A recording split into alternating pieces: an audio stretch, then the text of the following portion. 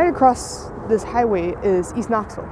It is covered by cute single-family homes and neighborhoods that border downtown Knoxville.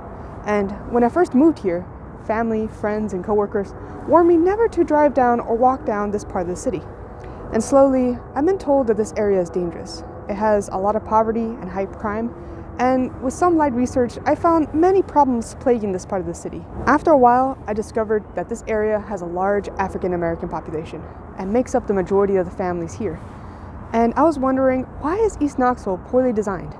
I drove around and saw that the houses don't have sidewalks, businesses are abandoned or failing, and it fundamentally looked different from the rest of the city right across the highway. And this was weird. All of downtown is surrounded by highways and is designed with mixed types of buildings and houses. To the north, there are different types of historical buildings that blend with downtown despite the interstate dividing it. To the west is the University of Tennessee, with mainly student housing that is high dense for the city. And to the south is the Tennessee River. So why does East Knoxville feel fundamentally like a different city? And after doing my research, I turned out that very specific urban planning policies, which started with redlining and eventually the main culprit, urban renewal, may be at fault. I will go over the policies and the history that has built the environment of East Knoxville. What were the projects that urban renewal implemented in these neighborhoods? How these neighborhoods were before the changes? And what were the lasting effects of urban renewal in Knoxville 50 years later? Oh boy, this is going to be interesting. It took me a while to make this video, but let us discover the enigma that is East Knoxville. My name is Andreas. This is How to Build a World. Before any modern urban planning practices, Knoxville was a dense grid city. With homes, shops, and businesses, people walked everywhere and either took the bus or a streetcar. And Knoxville during the 1800s was a dense and growing mixed use of a city with people from all over. But some parts of the city had prime real estate and other sections had geological challenges. On the east part of downtown, where James White Parkway currently resides, used to have a creek flowing into the city. This creek was called First Creek, and many accounts told that this creek flooded and submerged buildings and roads every other spring or winter season. Therefore, immigrants and much poorer households lived in this area. Yet within downtown itself was a democratic space where blacks and whites and brown people intermingled and lived in all sections of the city. Knoxville had a strong and prosperous African American community with businesses reaching from downtown flowing to the east part of the city. Although African Americans only made up 15% of the city's population at that time, they made up around 30% or so of the population of the southeast side of downtown. Unfortunately, during the beginning of the 20th century, harsher laws and policies slowly divided the city. And this included federal policies like redlining and separate but equal services from the city. And over the decades, the concentration of African Americans within certain neighborhoods was becoming more and more apparent. It all started with the city creating the Knoxville Housing Authority in 1936. And the following years, slum clearing programs were done to remove substandard buildings surrounding downtown. And other programs like the construction of Austin homes started to move African Americans into distinct neighborhoods. East Knoxville became the African American center for the city. There was a large mix of businesses serving all kinds of residents living in downtown or any part of the city. Churches, barbershops, and private practices showed that the African American community had its own independent economy, community, and history within the heart of Knoxville. A whole lot of crazy changes happened after World War II. It's always World War II. With the widespread access to cars and the New Deal, and as you already know, white flight took the affluent white citizens outside of downtown into the new suburbs and left behind everybody else. Unfortunately, buildings became abandoned and downtown was forever changed. And weirdly, East Knoxville was unchanged by downtown, but slowly, downtown started to change East Knoxville. And by the time World War II was over, East Knoxville's population was more than half African American. The United States had a vision of the future for American cities. They were going to make sure it was going to happen. The vision of the future was cars, and urban planning practices designed exactly for that. But the worst thing about the whole thing is that any low-income neighborhood was being severely affected by all this. So during the 50s and 60s and 70s, urban renewal flooded American cities, and all the power of change was given to the city planners. Urban renewal was a process. No one person, entity, or specific year made urban renewal happen. It was a domino effect of power from major cities to the federal government to state government and eventually to city municipalities. It all started, as you know, with World War II. The returning soldiers brought back the economy, and the introduction of the GI Bill helped spread the construction of new suburbs. Now, I will start the whole list of policies that started the domino effect. First, Title I of the 1949 Housing Act and Title III of the 1954 Housing Act raised the standards of building design and construction and stated that all Americans should not live in substandard housing. Next is the National Interstate and Defense Highway Act of 1956. This gave federal money to states and cities to build interstate highways. As you know, Knoxville's highways circling downtown definitely was not paid for by Knoxville. And lastly, the Civil Rights Act of 1968. It stated that it was illegal for housing discrimination and introduced the Fair Housing Act, and helped implement the Housing and Urban Development Act, which expanded funding for existing federal housing programs. However, the civil rights changes affected urban renewal later on. Urban renewal in Knoxville started in 1959, where the city got federal funding to help fix problems the city needed for redesign and to align with the future of American cities. And all these policies were the catalyst of change of urban renewal for all American cities for the following decades.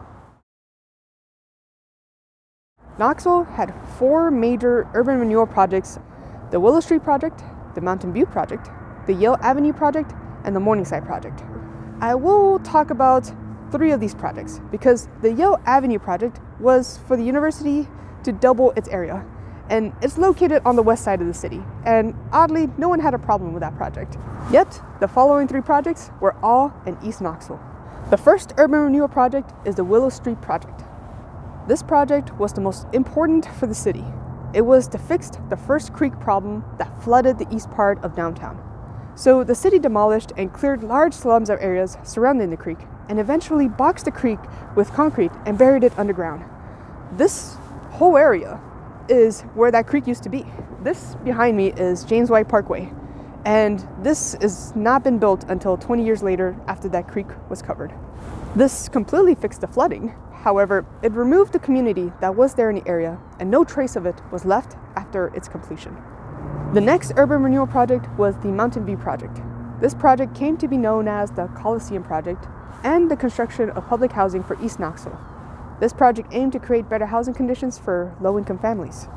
However, the problem was that this project cleared off many homes, and the city did not rebuild the same number of homes afterwards. They actually built less housing. During this time, the city paid families the house market value of the property, but after the demolition of the house, the market value went up and families could not move back into the community they once lived. Unsurprisingly, the public housing that was actually built had clauses that were only for African American families.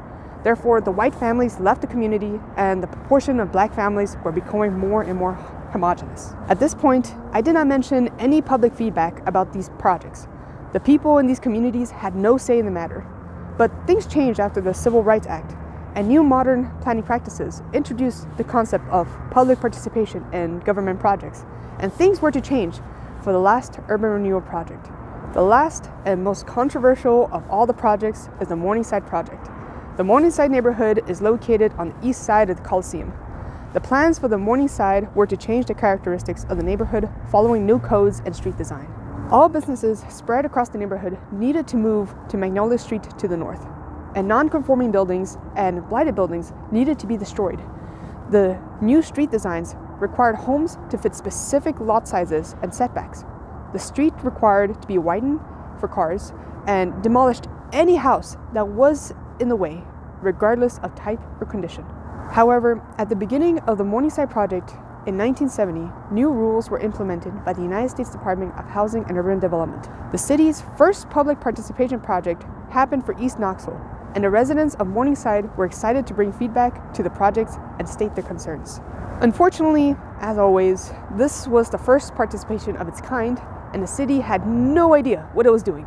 Knoxville and Knoxville Housing Authority did not have the resources, knowledge, or experience to conduct effective communication from the community to the planners. Therefore, Knoxville continued its original plans for the neighborhood regardless of public feedback. The original research reports on the public participation project stated that the citizens felt unheard and ignored. And they're right. These families were hoping for better changes as compared to the previous two projects that demolished everything in its path. Sadly, the changes to East Knoxville were extreme and permanent. And today, not much has changed after urban renewal. After these three projects, many families left East Knoxville and never returned.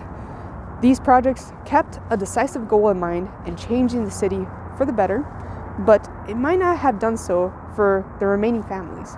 By 1980, at the end of urban renewal era, East Knoxville's population became more than 95% African American, and ultimately dividing it from the rest of the city. After contemplating on all these urban changes, I think the biggest problem is how it fundamentally changed the environment of these neighborhoods.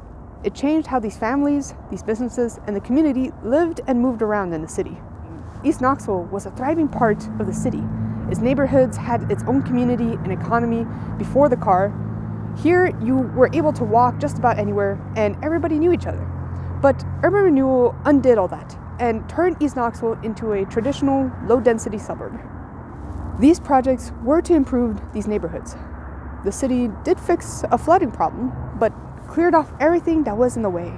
The city did build new, safe public housing, but less housing remained. The city built a state-of-the-art event center, but took away an entire neighborhood without the consent. And finally, the city paid for upgrades for a neighborhood redesign. But the redesign is not even acceptable in today's urban planning designs standards for a dense city like Knoxville. So what has occurred was a literal and physical division of East Knoxville from the rest of the city. There are, of course, other fundamental problems, but the effects of a poorly designed neighborhood can be felt throughout an entire city. So how do you fix it? Well, the city could do a second urban renewal and make changes that better reflect the community needs, like adding sidewalks, improving connectivity to the rest of the city, and helping local businesses. And the city is doing that. But sadly, they don't have the support of the federal and state funding they had during the first renewal.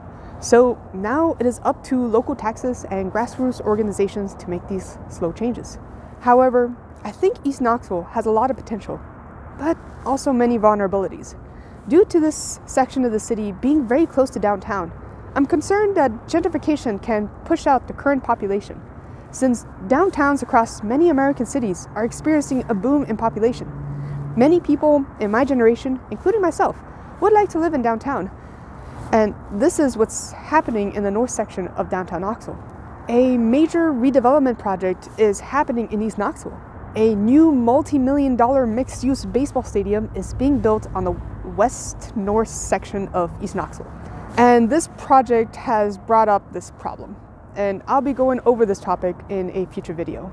With all the crazy changes that have been happening in East Knoxville for the last 50 years or so, there's still a strong community working hard to better the neighborhoods, and I think they're doing incredible work.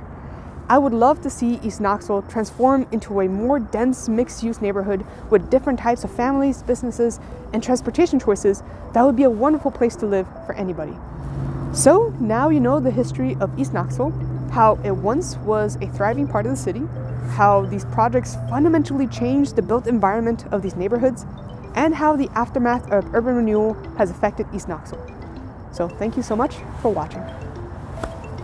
Thank you so much for watching my video. In honesty, I wanted to make a video on highways surrounding downtown, but the answer was very straightforward. But when I learned about East Knoxville, I thought this was more fascinating. All the resources I used to make this video are from research papers from the University of Tennessee and are linked down below. I reread these papers to make sure it wasn't just me that the city was crazy about doing these projects, but it is what it is. Anyways, I will do more uncomplicated and fun topics in the future, but once in a while I'll go into a deep dive into more complex topics and that require a little bit more research. So thank you so much for watching. Please follow me on Instagram on How to Build the World. I make comics about sometimes urban planning, sometimes, most of the time it's about myself. I don't know why, but sure. So thank you so much, and I'll see you in the next one.